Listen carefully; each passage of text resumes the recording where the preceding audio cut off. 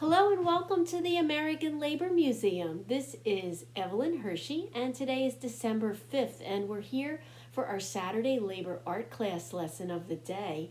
And you'll notice you can't see me, although I'm here, but you can see two beautiful objects on your screen.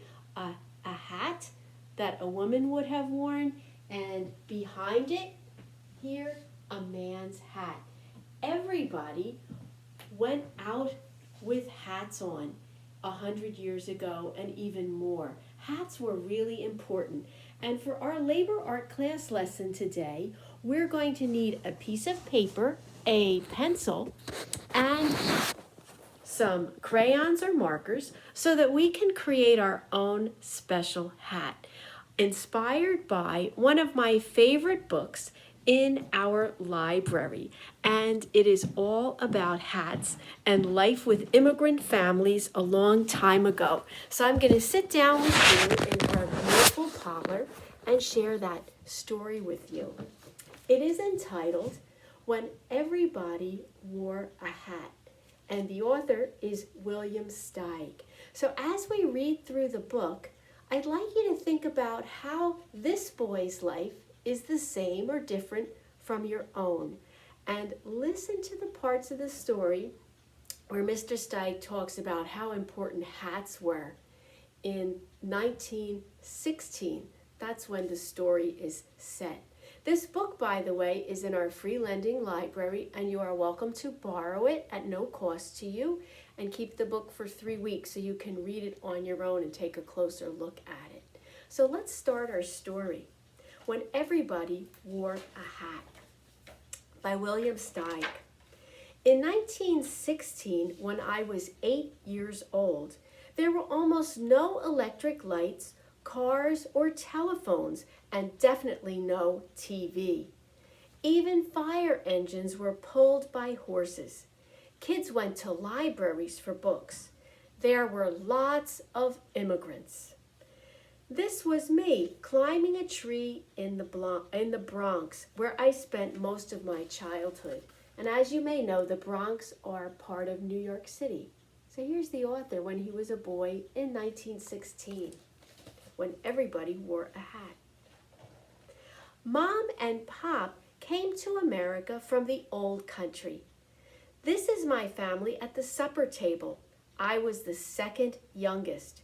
We all lived in a small apartment. It was impossible to be alone. Here's his family.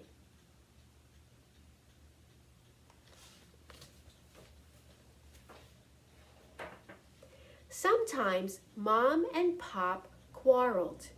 They spoke 4 languages: German, Polish, Yiddish, and English. They spoke Polish a lot. Who knows what they were saying? But we learned the important words. When there wasn't enough heat, Pop even fought with the radiator. And here are his parents. And here's his dad fighting with the radiator when there was no heat.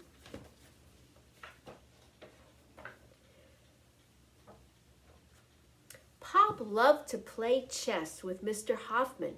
He said that Mr. Hoffman was the most intelligent man he had ever met. This is Mom's best friend. In those days, women wore corsets and heels and hats, and sometimes with fruit. There was no such thing as a hatless human being. Cops had hats, criminals had hats, even monkeys. So here's Pop with Mr. Hoffman. And look at this hat and all the fruit on it. Everybody wore a hat.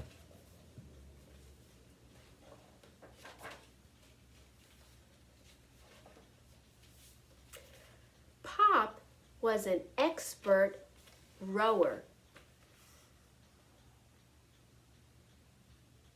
See all the hats? The prettiest girl on the block was Marion Mack. Back then, boys never played with girls. Here's Marion.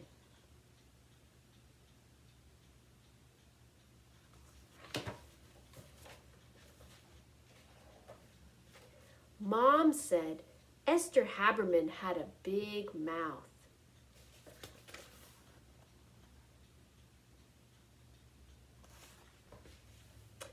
For a nickel, you could get a lot.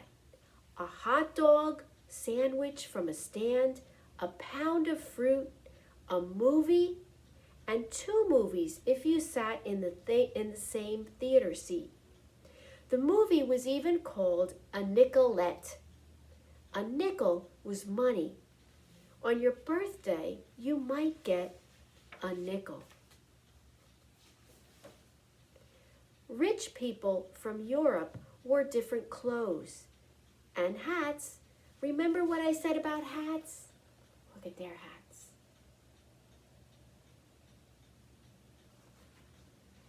Even though it was on the other side of the world, we all knew there was a big war going on in Europe.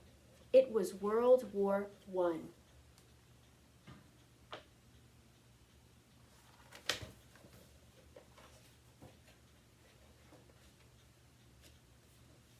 Prince was the janitor's dog. Kids were scared of him. Beware of dog. This lady lived in the corner building. She had lots of cats.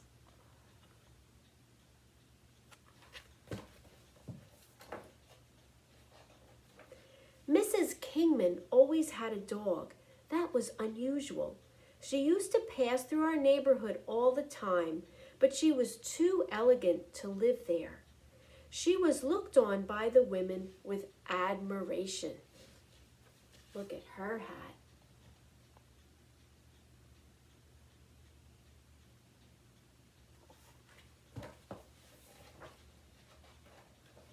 We never went to a doctor's office or even a hospital.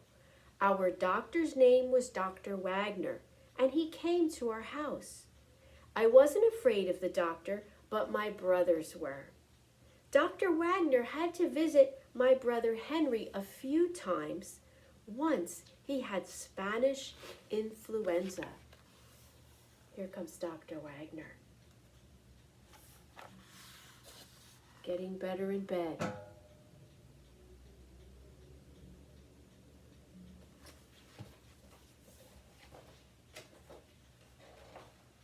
I got my first haircut at the Chick's Barber Shop, which was across the street from my building on Brook Avenue. I got to listen to all kinds of stories. Everyone wanted his picture on a horse.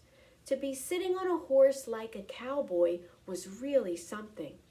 Cameras were very big then, and you had to stay very still. This was hard for the horse. Haircut, no hat on, but we can see the man waiting has his hat on, and a hat on for a picture. Look how big the camera is.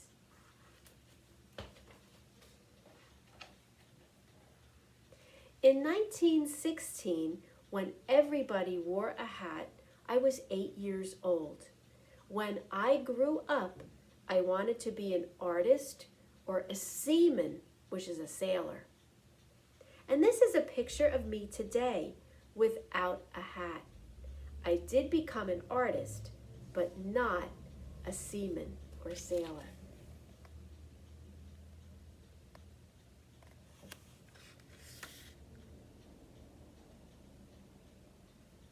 Do you think your life is different from the life of 8-year-old William? How is it different, and how is it the same? Maybe there are ways that it's the same.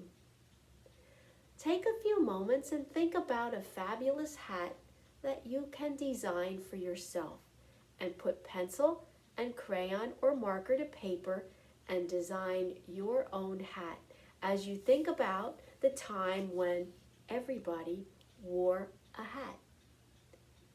Enjoy making your artwork, and I look forward to seeing you again.